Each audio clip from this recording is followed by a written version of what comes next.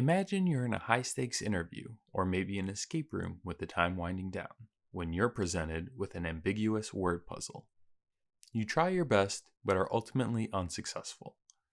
We'll go through some tips and tricks to help ensure that you land the job and aren't dead weight that prevents your friends from completing the escape room. We'll use the Jane Street Puzzle from October 2023, A Weird Tour, to highlight some approaches that will have you solving puzzles like a pro. And then, at the end, we'll put it to the test to see if you can find the puzzle hidden in this video. A Weird Tour. My journey across this bizarre planet is complete, even though I only visited 11 of the 120 regions with their strange, gradually shifting dialects. Over the trip, I swapped ends of the planet using a variety of methods of transport between each destination. Below are some clues to the names of the regions I visited for all but the fifth. Maybe you can help me fill in my itinerary with the name of the strange fifth country. Then we have a list of 11 clues with the 10 modes of transportation used to get between the corresponding regions. Our goal is to fill in the fifth clue to find the mystery region. Often with complex puzzles, there will be one missing connection that prevents you from reaching another portion of the puzzle that is more doable.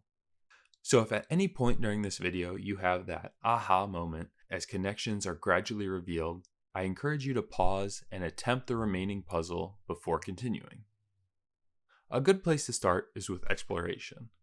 We can think of various possible answers for these clues, consider why there might be 120 regions, and try to guess the meaning of these numbers in parentheses.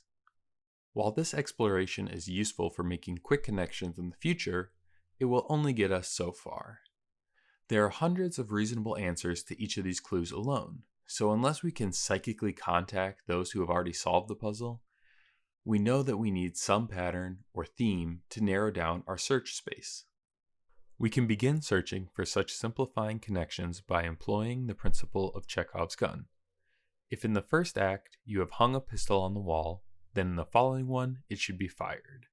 Otherwise, don't put it there. In other words, every intentional choice should serve a purpose.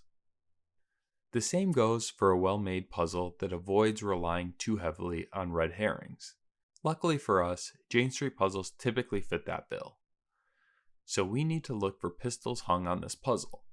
What wording or formatting seems like an intentional choice? The first thing our eyes might be drawn to is the bolded and italicized transportation methods. Within these modes, the puzzle makers made the intentional choice to write big bus and abbreviate limo. If there was no hint in these choices, then by the principle of Chekhov's gun, they would have simply written bus and limousine like all the other modes.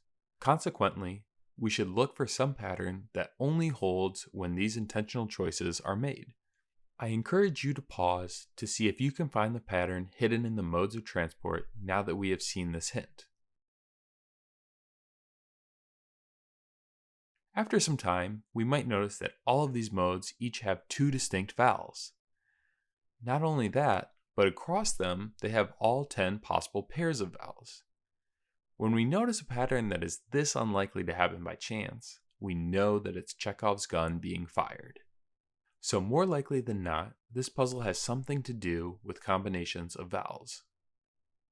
With this nugget in hand, let's look for more intentional choices the authors made. Let's take a look at the title, A Weird Tour. The title is typically a spot in the puzzle with a lot of freedom, and therefore an ideal spot to sneak in a clue. With our attention shifted to the vowels, we notice something else here. Each vowel is used exactly once, and they are in order, A, E, I, O, U.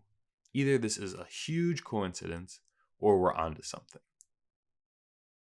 Now that we are fairly confident that we should be looking at the vowels, we can turn back to the explicit clues in the problem. The first clue is unserious, and since it doesn't specify multiple words like some of the other clues, it's safe to assume that it's only one. If we compile a list of possible answers and focus on just the vowels, then we can see that there is one, facetious, that just like the title uses each vowel exactly once in order. So maybe this is the pattern.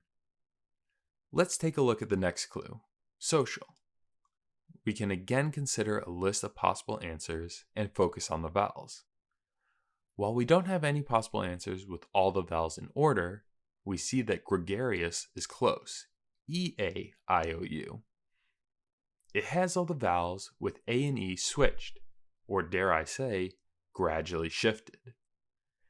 It's at this point that things can start clicking into place to solidify the pattern.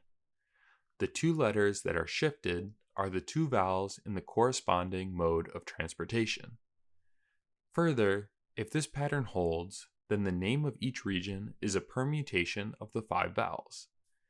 So the total number of regions can be calculated since we have 5 choices for the first vowel, 4 for the second, and so on, which gives us 120 regions. Perfect.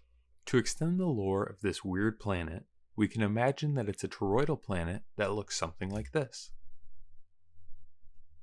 And finally, to solidify this shifting vowel theory, we should check that as we gradually shift along our tour, we have swapped ends when we reach our final destination. And sure enough, we see that we do, as we've gone from A-E-I-O-U to U-O-I-E-A. Now that we know each answer has all 5 distinct vowels and the order in which they show up, I encourage you to try and solve the remaining clues. Pause now if you want to take a crack at them. The solutions are: and even though we already know the 5th country, the puzzle isn't really complete until we find the clue and the answer in the 5th row. We turn to the parentheses which we have ignored thus far, but are clearly there for a reason. We see that each answer is at least as long as the number in the corresponding parentheses. So maybe we can take the letters in each of those spots and concatenate them. When we do, we arrive at group element as the final clue. Knowing the arrangement of the distinct vowels, we can turn to our knowledge of abstract algebra or write a program to enumerate all possible words with the given vowel structure. In doing so, we notice that permutation has the correct vowel structure, as well as being a cheeky self-reference to the puzzle as a whole. And a permutation is an element of a permutation group. At this point, we have completely solved the problem and hopefully learned a little bit about the methodology one can use to get there, namely the principle of Chekhov's gun.